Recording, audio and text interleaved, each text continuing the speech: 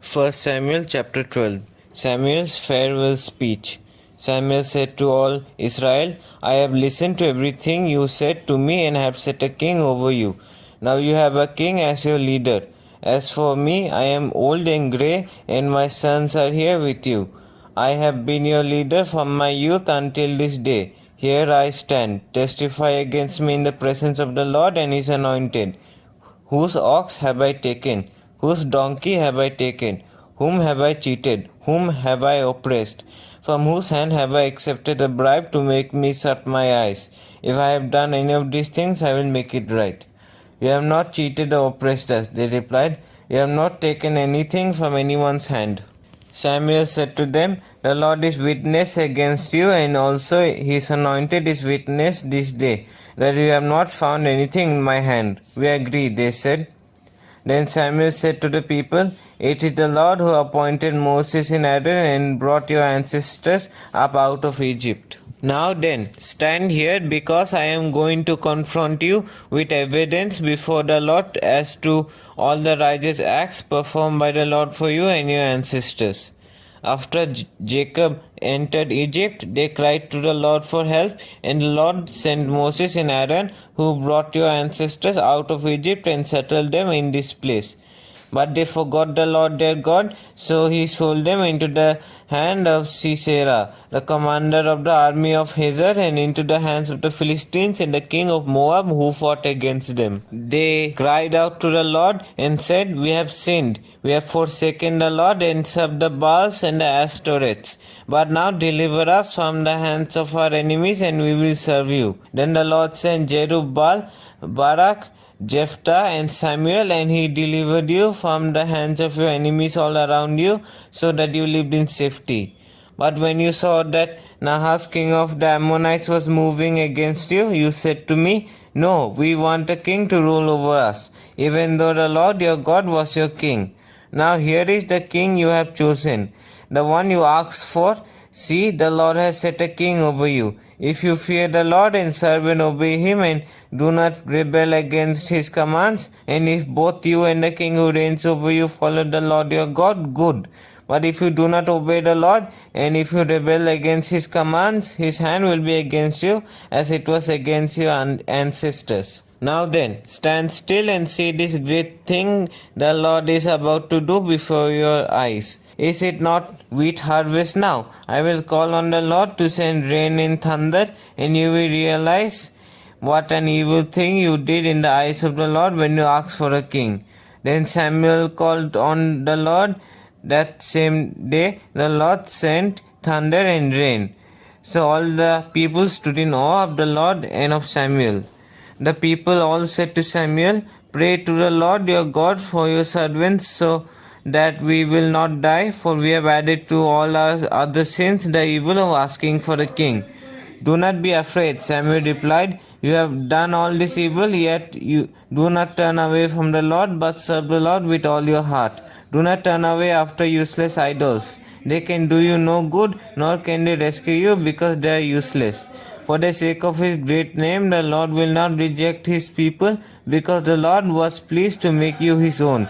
As for me, far be it from me that I should sin against the Lord by failing to pray for you, and I will teach you the way that is good and right. But be sure to fear the Lord and serve him faithfully with all your heart. Consider what great things he has done for you. Yet if you persist in doing evil, both you and your kings will perish. 1 Samuel chapter 13. Samuel rebuked Saul. Saul was 30 years old when he became king, and he reigned over Israel 42 years. Saul chose 3,000 men from Israel. 2,000 were with him at Michmash and in the hill country of Bethel, and 1,000 were with Jonathan at Gibeah in Benjamin. The rest he sent back to their homes. Jonathan attacked the Philistine outposts at Geba, and the Philistines heard about it. Then Saul had the trumpet blown throughout the land and said, Let the Hebrews hear. So all Israel heard the news. Saul has attacked the Philistine outposts, and now Israel has become obnoxious to the Philistines. And the people were summoned to join Saul at Gilgal. The Philistines assembled to fight Israel with 3,000 chariots, 6,000 charioteers, and soldiers as numerous as sand on the seashore. They went up and camped at Michmas, east of Beth Aven. When the Israelites saw that their situation was critical and that their army was hard pressed, they hid in caves and thickets, among the rocks, and in pits and cisterns. Some Hebrews even crossed the Jordan to the land of Gad and Gilead. Saul remained at Gilgal, and all the troops with him were quaking with fear. He waited 7 days, the time set by Samuel, but Samuel did not come to Gilgal, and Saul's men began to scatter. So he said, "Bring me the burnt offerings and the fellowship offerings." And Saul offered up the burnt offering. Just as he finished making the offering, Samuel arrived, and Saul went out to greet him. "What have you done?" asked Samuel. Saul replied, "When I saw that the men were scattering, and that you did not come at the set time, and that the Philistines were assembling at Michmas, I thought, now the Philistines will come down against me at Gilgal, and I have not sought the Lord's favor. So I felt compelled to offer the burnt offering." "You have done a foolish thing," Samuel said. "You have not kept the command the Lord your God gave you. If you had, he would have established your kingdom over Israel for all time. But now your kingdom will not endure. The Lord has sought out a man after his own heart and appointed him ruler of his people, because you have not kept the Lord's command." Then Samuel left Gilgal and went up to Gibeah in Benjamin, and Saul counted the men who were with him. They numbered about 600. Israel without weapons.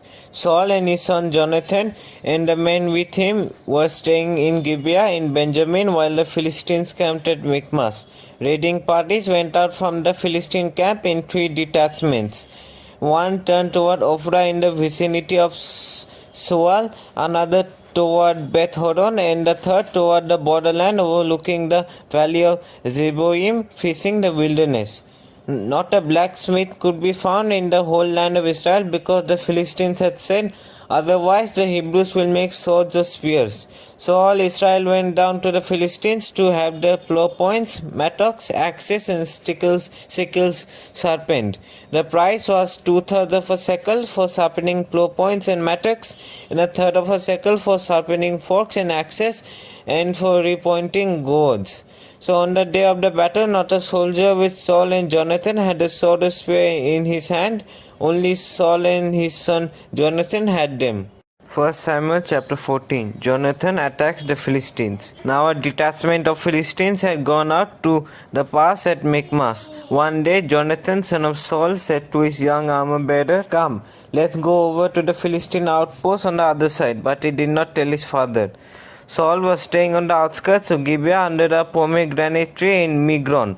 With him were about 600 men, among whom was Abijah, who was wearing an ephod. He was a son of Ichabod's brother, Ahitub, son of Phinehas, the son of Eli, the Lord's priest in Shiloh. No one was aware that Jonathan had left. On each side of the pass that Jonathan intended to cross to reach the Philistine outpost was a cliff. One was called Bozez and the other Sene. One cliff stood to the north toward Michmas, the other to the south toward Geba. Jonathan said to his young armor-bearer, "Come, let's go over to the outpost of these uncircumcised fellows. Perhaps the Lord will act in our behalf. Nothing can hinder the Lord from saving, whether by many or by few." "Do all that you have in mind," his armor-bearer said. "Go ahead, I am with you heart and soul." Jonathan said, "Come on then, we will cross over toward them and let them see us. If they say to us, 'Wait there until we come to you,' we will stay where we are and not go up to them. But if they say, 'Come up to us,' we will climb up, because that will be our sign that the Lord has given them into our hands." So both of them showed themselves to the Philistine outpost. "Look," said the Philistines, "the Hebrews are crawling out of the holes they were hiding in." The men of the outpost shouted to Jonathan and his armor-bearer, "Come up to us and we will teach you a lesson."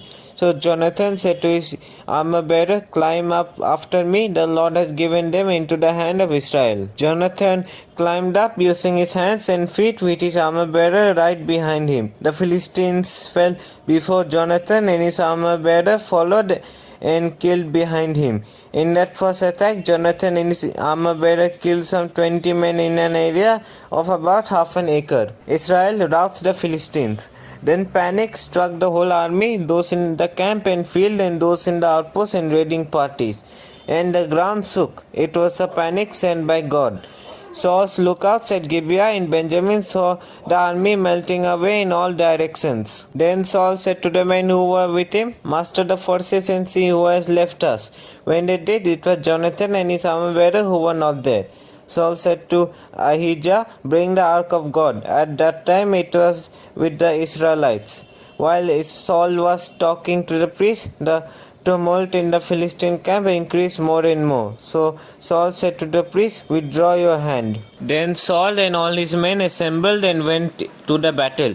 They found the Philistines in total confusion, striking each other with their swords.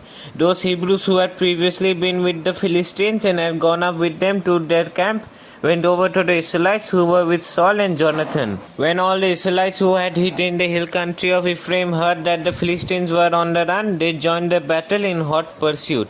So on that day, the Lord saved Israel, and the battle moved on beyond Beth Aven. Jonathan eats honey. Now the Israelites were in distress that day because Saul had bound the people under an oath, saying, "Cursed be anyone who eats food before evening comes, before I have avenged myself on my enemies." So none of the troops tasted food. The entire army entered the woods, and there was honey on the ground. When they went into the woods, they saw the honey oozing out, yet no one put his hand to his mouth because they feared the oath. But Jonathan had not heard that his father had bound the people with the oath. So he reached out the end of the staff that was in his hand and dipped it into the honeycomb. He raised his hand to his mouth and his eyes brightened. Then one of the soldiers told him, "Your father bound the army under a strict oath, saying, 'Cursed be anyone who eats food today.' That is why the men are faint." Jonathan said, "My father has made trouble for the country. See how my eyes brightened when I tasted a little of this honey. How much better it would have been if the men had eaten today some of the plunder they took from their enemies. Would not the slaughter of the Philistines have been even greater?" That day, after the Israelites had struck down the Philistines from Michmash to Ajalon, they were exhausted. They pounced on the plunder, and taking sheep, cattle and calves, they butchered them on the ground and ate them together with the blood. Then someone said to Saul, "Look, the men are sinning against the Lord by eating meat that has blood in it." "You have broken faith," he said. "Roll a large stone over here at once." Then he said, "Go out among the men and tell them, 'Each of you bring me your cattle and sheep and slaughter them here and eat them. Do not sin against the Lord by eating meat with blood still in it.'" So everyone brought his ox that night and slaughtered it there. Then Saul built an altar to the Lord. It was the first time he had done this. Saul said, "Let us go down and pursue the Philistines by night and plunder them till dawn, and let us not leave one of them alive. Do whatever seems best to you," they replied. But the priest said, "Let us inquire of God here." So Saul asked God, "Shall I go down and pursue the Philistines? Will you give them into Israel's hand?" But God did not answer him that day. Saul therefore said, "Come here, all you who are leaders of the army, and let us find out what sin has been committed today. As surely as the Lord who rescues Israel lives, even if it lies with my son Jonathan, he must die." But not one of them said a word. Saul then said to all the Israelites, "You stand over there, I and Jonathan my son will stand over here. Do what seems best to you," they replied. Then Saul prayed to the Lord, the God of Israel, "Why have you not answered your servant today?